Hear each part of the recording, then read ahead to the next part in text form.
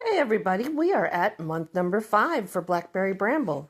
This is going to be a lot easier than the last couple months, I think. So here I've got all of my pieces cut out. And then we're going to jump right into step number 1. Step 1 has us marking the diagonals of several different fabrics. On fabric P, I would like to use my diagonal seam tape for all of these, but because of the size, my table is not that big, so I can't keep it lined up. So I will have to put my line on the back of these. So I'll just take my pencil and I'll draw a line from one corner to the other using my ruler. So we're going to do that for all of fabric P. Fabric O, now this kind of has a direction to it. If you are wanting to keep your direction on all your pieces the same, that's fine. If not, just draw your lines. But if you do want to keep them the same, put all of your fabrics the same way, same direction. Then you're going to turn over 4 of them and draw a diagonal line this way on 4, and on the other 4 you're going to draw a diagonal line from here to here.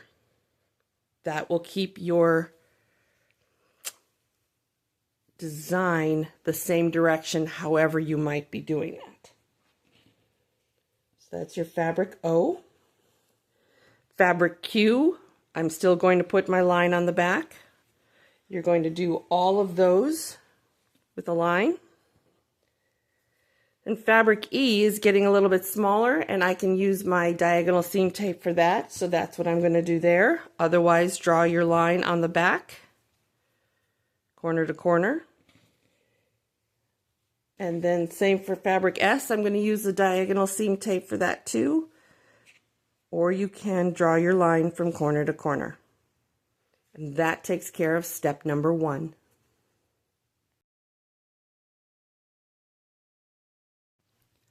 For step number 2, you want to line up all of your fabrics, just as in the diagram. As you can see, they're going in descending order. I would highly recommend stitching these one unit at a time.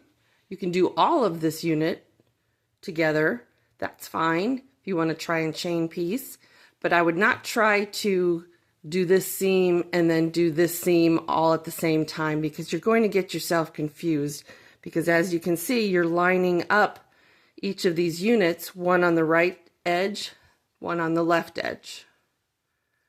So I would highly recommend, like I said, doing all of this one first and then all of this one next. And you're going to do 4 of each of these.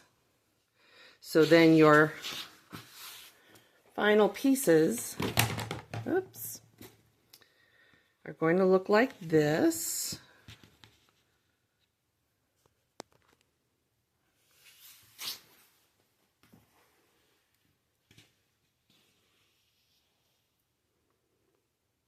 And as you can see, I have pressed toward the shorter side on each one, because I think that's going to make the next step where we do some trimming a little bit easier to do.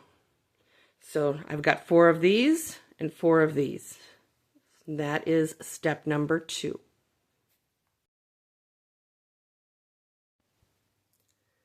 Step number 3 is going to take each of our pieces from step number 2, and we have to trim off all these little edges.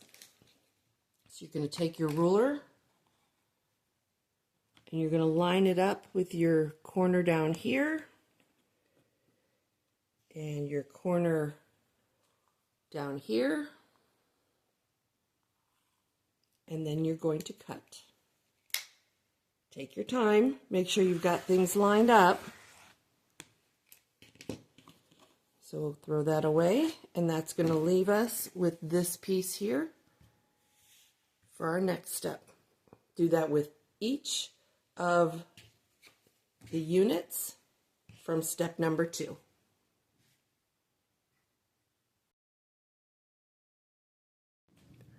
For step number 4, we're going to take that 12 7/8 inch square fabric I, and then we're going to take our fabric P, and we're going to put that on top of it, and we're going to line up our edges and our corners like that, and then we're going to stitch along the line that we drew in step number 1.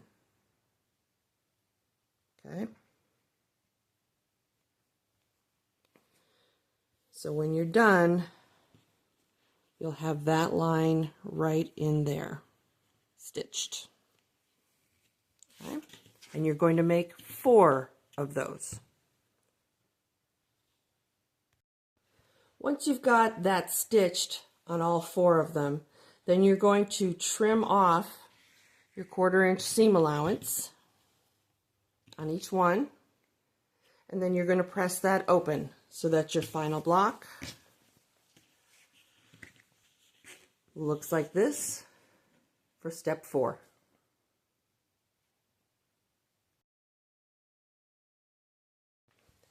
Then for step number 5, you're going to take that piece. You're going to take another piece, another square of fabric P, and you're going to line it up down at the bottom corner, and you're going to stitch from this corner to this corner. So then, once you've done that, you're going to cut off your excess, leaving your 1/4 inch seam allowance. Okay? And then you're going to press this open. So your final piece, so your final step 5 is going to look like this once you've got everything pressed open. And we're going to continue to use these blocks. You're going to do 4 of these. We're going to continue to use these in step number 6. Step 6 has us using fabric O. Now, if you recall, they had us take 4 of them and mark a line this way, and 4 of them mark the line this way. The instructions really don't say which to use or how, and I'm not sure if it's going to make a difference or not. So what I did is I used all of one direction on one corner, and then I'm going to use the other direction on this corner. We'll see how that works out. So you're going to stitch along your line again, like you did in the previous step. So that, once you stitch that, you're going to, oops, no you're not. You're going to trim your seam allowance to 1/4 inch. And that's going to give you a piece that looks like this. And then, after you've got that trimmed, you're going to press that open. So the first part of that step looks like this. And now you're going to take the other O pieces and put them on the opposite corner. And do the same thing. Stitch across the line, cut your seam allowance, and press them open.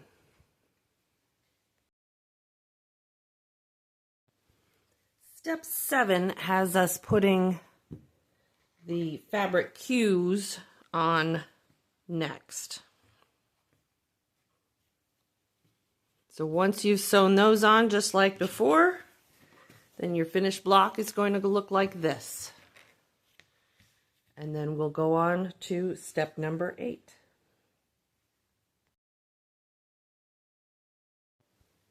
So now we're up to step 8, and that's got us putting the E squares in the corners.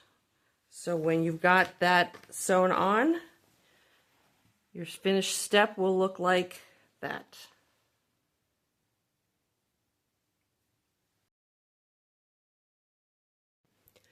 So last but not least, Our last square S's are going to go in the corners like that.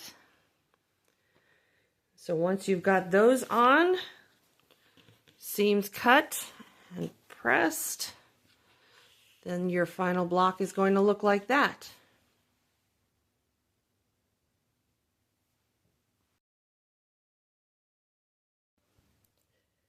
So now that you've got step 9 finished, your finished block should look like this, and you should have 4 of these.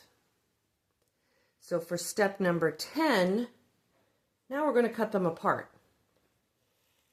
So take your time.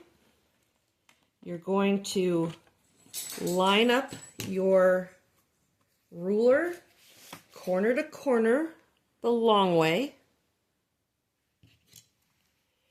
and you're going to cut. And that's going to give you 2 identical pieces. Yep, kind of scary. It's okay. Take your time. You'll be all right. Let's do it again.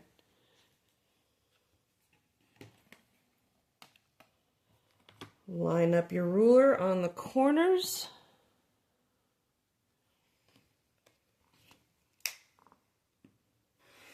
And slice down. Do that for all 4 units.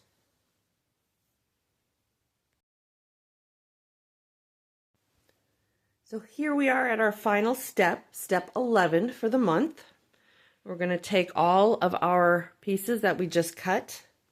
Then we're going to take the units that we made earlier, these and these, and we're going to sew those together. So you'll have, once these are put together, you'll have 4 that look like this, and 4 that look like this.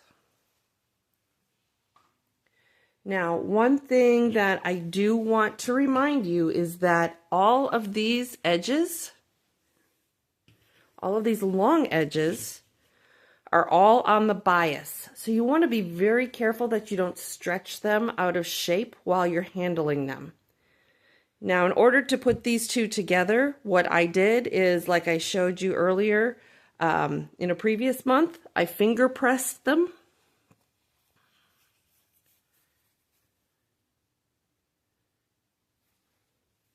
Being very careful not to stretch them. So I finger pressed it. And then I finger pressed the other piece. Again, being very careful not to stretch anything.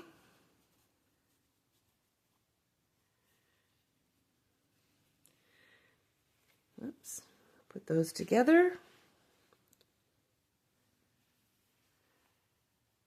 I should have pressed one of these the other direction so that they nested. There's that. So then I pinned it right at that center mark, and then I started stitching from one end, and everything stayed together. So then the last thing that I'll do for this month is on the finished pieces, I will trim off my dog ears, and then we're done with the month. I'll see you next month.